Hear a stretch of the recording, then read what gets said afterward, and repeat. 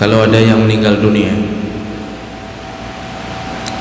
tidak bersedekah atau tidak banyak sedekahnya, dan ternyata dia punya anak yang kemudian meniatkan sedekah di atas nama orang tuanya, apakah orang yang meninggal ini mendapatkan pahala dari sedekah anaknya yang diniatkan untuk dia?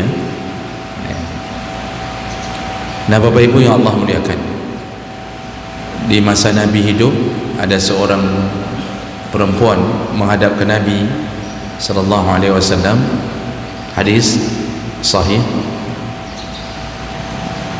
Perempuan ini mengatakan kepada Rasulullah, "Ya Rasulullah, ibuku telah wafat.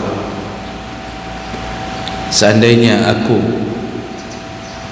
bersedekah di atas nama ibuku, apakah akan bermanfaat kepada ibuku? Fahal yanfa'?" Lalu Rasulullah menjawab, "Yanfa'," bermanfaat. Artinya sampai pahalamu untuk ibumu.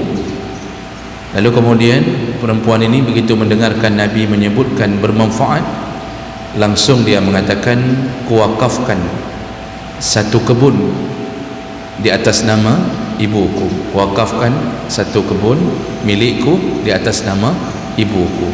Dan Rasulullah menerimanya. Ini hadis menyatakan tentang sedekah dari anak yang diniatkan untuk orang tua itu sampai, dan itu menjadi amal bagi si mayat. Nah, tentu menjadi pertanyaan, kok bisa jadi amal si mayat? Si mayat dulu masih hidup tak buat apa-apa, apalagi didukung oleh surat An-Najm ayat 39, "Wa anna laisa lil insani illa ma sa'a." Manusia tidak dapat apapun kecuali apa yang pernah diusahakan di masa hidupnya. Kok bisa begitu saja dapat sedekah anak? Nah, di situ jawabannya adalah siapa yang membuat anak itu punya keinginan untuk bersedekah? Pendidikannya dapat dari siapa? Kenapa dia bisa menjadi baik begitu? Ternyata disitulah kuncinya, yaitu kitalah yang membuat anak itu mengerti dan faham tentang sedekah. Ya, paling kurang kita berikan dia di pesantren, paling kurang kita pernah mengatakan kepadanya, "Nak, kalau bapa meninggal, mama meninggal, perbanyaklah sedekah." Atau paling kurang kita membawa dia ke masjid, lalu dia dengar ceramah bersama ayah ibunya, dia dengar ceramah tentang hebatnya sedekah. Pendidikan kita kepadanya, disitulah jembatan diterimanya sedekah anak yang diwasiat diwakafkan atas nama kita yang meninggal. Nah, itu sudah termasuk anak yang saleh yang mendoakan ayah ibunya. Jadi anak sedekah diniatkan ke orang tua, tidak ada khilaf sampai. Yang ada khilaf itu mengirimkan doa, bukan doa, mengirimkan bacaan, itu khilaf. Ya. Mazhab Syafi'i mengatakan tak sampai, mazhab Hambali mengatakan sampai, mazhab Maliki mengatakan sampai. Mazhab Syafi'i mengatakan bacaan yang dikirimkan tak sampai. Beliau berdalil dengan surat An-Najm tadi,